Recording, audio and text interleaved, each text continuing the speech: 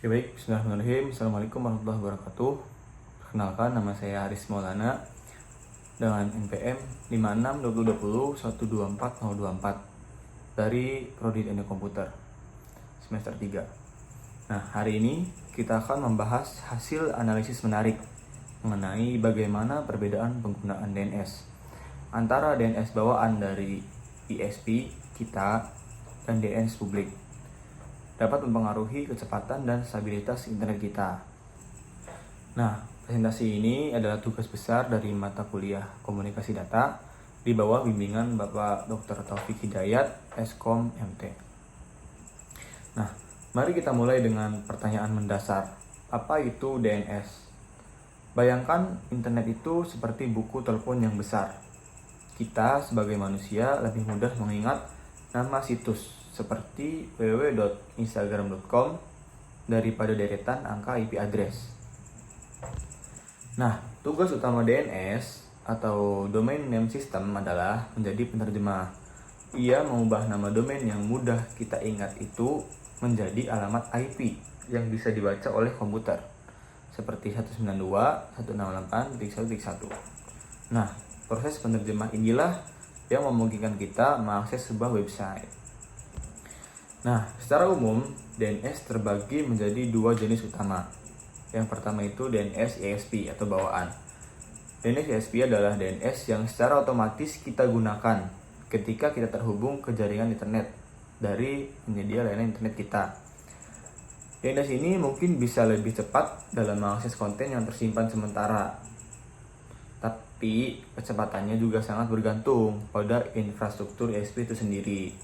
Selain itu, DNS ini bisa dipengaruhi oleh kebijakan ISP, termasuk untuk memblokir situs tertentu. Nah, yang kedua ada DNS publik.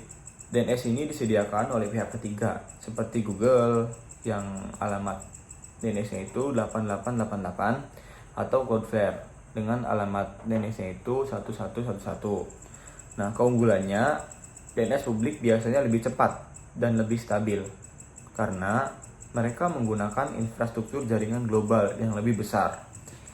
DNS jenis ini juga sering menawarkan fitur keamanan tambahan, misalnya pemblokiran malware, dan dapat membantu menghindari sensor internet.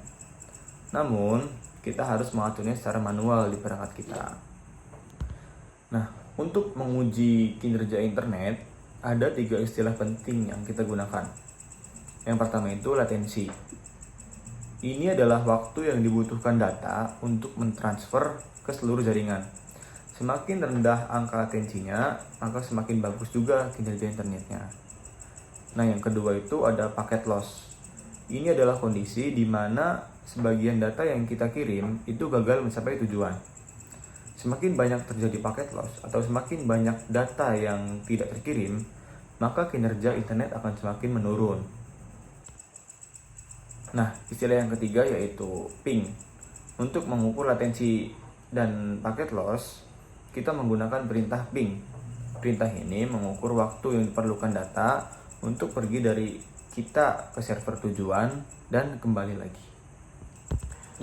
Nah, dalam pengujian ini, saya melakukan perbandingan kinerja internet dengan menggunakan 3 DNS yang berbeda. Yang pertama itu ada DNS ISP otomatis, yang kedua itu ada DNS Cloudflare 1111, dan yang ketiga itu ada DNS Google, yaitu 8888. Setiap DNS diuji sebanyak 10 kali percobaan, teman-teman, dengan mengirim perintah ping www.instagram.com sebanyak 50 kali menggunakan CMD, teman-teman. Nah, tujuannya adalah untuk mendapatkan data latensi dan paket loss yang stabil untuk perbandingan, teman-teman. Nah, berikut ini adalah hasil dari perbandingan rata-rata pengujian, teman-teman. Yang pertama itu ada DNS bawaan ISP. Dari 10 kali percobaan, yang memiliki rata-rata latensi 26,3 milisecond dan rata-rata paket loss sebesar 0,4%, teman-teman. Nah, yang kedua ada DNS Cloudflare, itu 1111. Dari 10 kali percobaan juga memiliki latensi rata-rata 22,8 milisecond dan paket loss rata-rata 0%, teman-teman. Nah, yang ketiga itu ada hasil dari DNS Google, yaitu 8888 yang memiliki rata-rata latensi 13,7 milisecond dan rata-rata paket loss 0% teman-teman. Nah, dari sini kita sudah bisa melihat perbedaan yang signifikan, terutama pada latensi. Nah, perlu diingat lagi pada penjelasan latensi sebelumnya, semakin kecil latensi, semakin bagus kinerja internetnya. Tapi semakin banyak atau semakin sering terjadi paket loss, maka semakin menurun kinerja internetnya. Nah, berdasarkan pengujian, kita dapat menarik kesimpulan. Yang pertama itu, aktivitas DNS mempengaruhi kecepatan. Pengujian ini memvalidasi bahwa pemilihan DNS yang kita gunakan benar-benar mempengaruhi kecepatan akses internet kita, teman-teman. Nah, yang kedua itu ada DNS ISP. Meskipun cukup cepat dengan angka 26,3 milisecond, DNS ISP menunjukkan kinerja paling tidak stabil dengan rata-rata paket loss sebesar 0,4%. Yang ketiga ada DNS publik. Secara keseluruhan, DNS publik terbukti meningkatkan performa internet secara signifikan dengan rata-rata latensi yang dihasilkan lebih rendah dan kestabilannya mencapai 0% paket loss. Kesimpulan yang keempat yaitu rekomendasi DNS terbaik.